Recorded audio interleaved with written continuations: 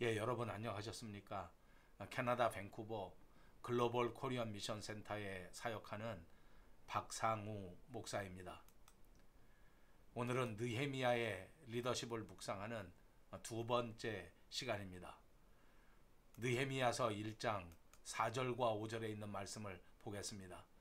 내가 이 말을 듣고 앉아서 울고 수일 동안 슬퍼하며 하늘의 하나님 앞에 금식하며 기도하여 이르되 하늘의 하나님 여호와 크고 두려우신 하나님이여 주를 사랑하고 주의 계명을 지키는 자에게 언약을 지키시며 긍휼을 베푸시는 주여 간구하나이다. 예, 느헤미야가 하나니를 통해서 들은 내용은 예루살렘에서 벌어졌던 그야말로 참혹한 소식이었습니다. 성문이 부서졌고 성벽이 모두 무너져 내려버렸고 백성들은 유린을 당하고 침략을 당하고 정말 힘든 그런 어려운 삶을 살고 있다 하는 소식이었습니다.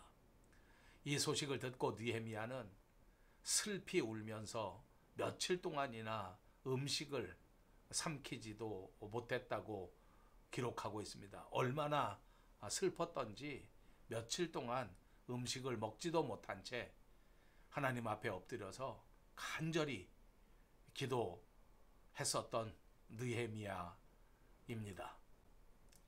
당시 상황에서는 우선 고레스 왕 시절에 스룹바벨이 바벨론의 포로로 잡혔던 사람들 중에 1차로 여러 사람들을 이끌고 예루살렘으로 귀환했던 일이 있었습니다.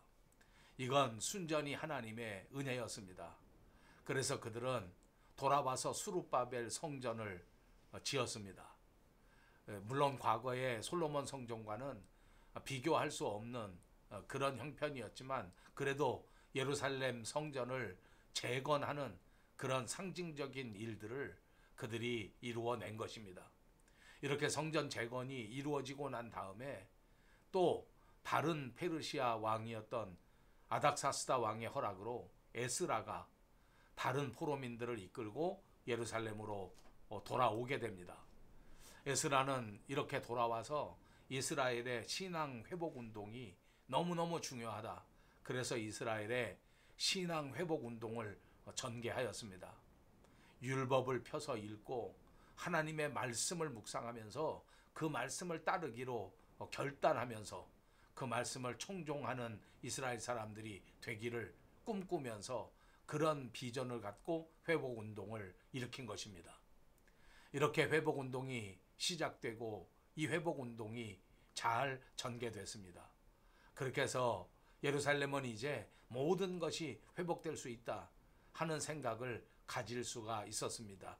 누구든지 다시 여호와 하나님의 복을 받을 수 있겠다 이렇게 생각했더랬습니다. 그런데 10여 년이 지난 뒤에 정작 소식이 들리는데 복을 받고 회복된 것이 아니라 예루살렘이 다시 심각한 환란에 빠져 있다고 하는 소식이었습니다. 당연히 성문도 다시 달아야 되고 성벽도 다시 재건해야만 했는데 그 일을 감당할 수 있는 사람들을 찾을 수가 없었습니다. 그렇게 하나님의 일을 감당할 수 있는 사명자가 없었고 이런 일을 해야 되겠다 하고 결단을 내릴 수 있는 그런 신앙의 사람들, 그런 지혜의 사람들이 없었습니다. 그러는 동안에 이 허물어진 성벽의 틈새를 타고 수많은 외세 민족들이 쳐들어오게 되고 이스라엘을 유린하고 또 이스라엘을 침공했습니다. 이게 이스라엘의 현실이었습니다. 자, 이런 소식을 듣게 된 건데 고향에 남겨진 자기 동족들이 이렇게 힘들게 이렇게 어렵게 살아가고 있다 하는 소식을 듣게 된 것입니다. 이런 상황에서 어떻게 하나님의 백성들을 이끌어 갔는가 하는 리더십의 관점에서 보려고 하고 있습니다. 그 첫 번째 강조점은 원점에서 돌아보는 리더십을 생각해 보아야 하겠습니다. 여기 하나님의 사람 느헤미야는 다시 원점으로 돌아갑니다. 지금 이렇게 우리 민족들이 어려움을 겪고 있는 그 이유는 과연 어떤 건가? 이렇게 고통받고 이렇게 힘든 일을 당하고 있는 이유가 분명히 있을 건데 이게 과연 무엇인가? 느헤미야는 기도를 통해서 이 사실을 분명히 알게 됐습니다. 원점에 돌아가서 다시 생각해 보니까 이스라엘 민족들이 다시 죄악의 자리로 돌아간 겁니다. 하나님께서 끊임없이 회복시켜 주시고 하나님께서 끊임없이 돌보아 주시는데도 불구하고 또다시 죄악의 자리로 빠져 들어가게 된 겁니다. 그리고 난 다음에 또다시 이 백성들은 후회합니다. 그리고 난 다음에 또다시 하나님 앞에 기도합니다. 하나님 아버지, 우리를 용서해 주십시오. 우리를 용서해 주십시오. 지금 우리가 이게 너무 어려워서 도대체 견딜 수가 없습니다. 이렇게 하나님 앞에 용서를 구하게 되는 것입니다. 느헤미야는 이렇게 원점으로 돌아가서 하나님 앞에서 그 분명한 원인을 찾아낼 수 있는 그런 리더십의 모습을 우리에게 보여주었습니다. 이스라엘 민족 전체를 대신해서 그들의 허물과 잘못과 죄악을 들고 하나님 앞에 서는 리더십, 그것이 느헤미야가 우리에게 보여준 리더십입니다. 예루살렘 거민들 그리고 이스라엘 백성들을 가슴에 안고 그리고 스스로 금식하면서 간절히 하나님께 기도했습니다. 하나님 앞에 나와서 무릎을 꿇고 자기 민족을 구해달라고 간절히 기도하는 모습을 우리는 볼 수가 있습니다. 이 모습 속에서 우리는 진정한 크리스천 리더십이 어떤 것인가 하는 것을 발견할 수 있게 됩니다. 저와 여러분이 이 땅 위에 살아가는 동안 어떤 마음가짐을 가지고 어떤 삶을 살아야 하는지 분명히 보여주는 사건인 것입니다. 사랑하는 여러분, 우리는 과연 민족을 위해서 어떤 일을 해야 하는지, 우리는 정말 우리 교회 공동체를 위해서 우리가 어떻게 살아야 하는지를 다시 깊이 생각할 수 있는 저와 여러분 모두가 되시기를 주님의 이름으로 축복합니다. 또 한 가지 중요한 리더십의 요소는 자기 위치와 자기 역할을 찾는 리더십입니다.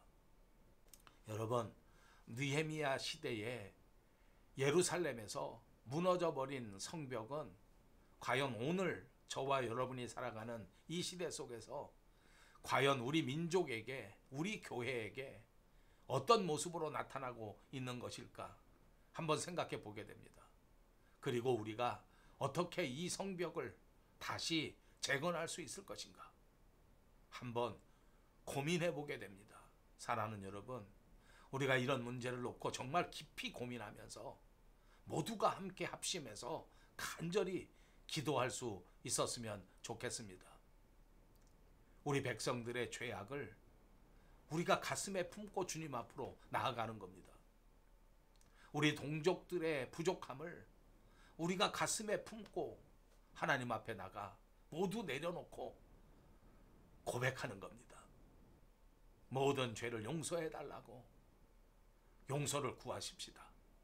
마치 내가 당한 일인 것처럼 주님 앞에서 우리 교회의 문제를 갖고 우리 민족의 문제를 가지고 주님 앞에 함께 주님 앞에 설 수 있는 우리들이 되시기를 바랍니다. 지금 여러분, 코로나19 이 팬데믹은 아직 완전히 끝나지 않았습니다. 여전히 이 불안과 공포가 우리 사회를 흔들고 우리 가정을 흔들고 우리 교회를 흔들고 있습니다. 이 흔들리는 상황 속에서 과연 내 자리는 어디인가? 나의 역할은 과연 무엇인가? 사랑하는 여러분, 코로나19 팬데믹은 아직 끝나지 않았습니다. 더구나 지금 세상 속에서는 여전히 물가 상승으로 인한 어려움, 경제적 어려움, 사회적, 정치적 어려움들이 그야말로 어마어마합니다. 기후변화로 인한 불안과 공포도 여전히 우리 가정을 흔들고 우리 사회를 흔들고 우리 교회를 흔들고 있습니다.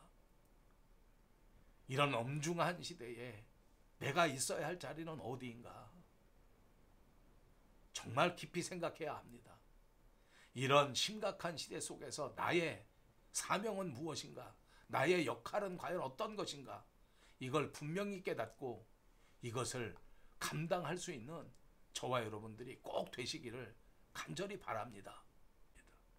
사랑하는 여러분, 오늘 느헤미야의 리더십을 살펴보면서 우리가 다시 한번 내가 있어야 할 자리, 내가 감당해야 될 사명을 깨달을 수 있는 은혜의 시간이 되시기를 바랍니다. 감사합니다.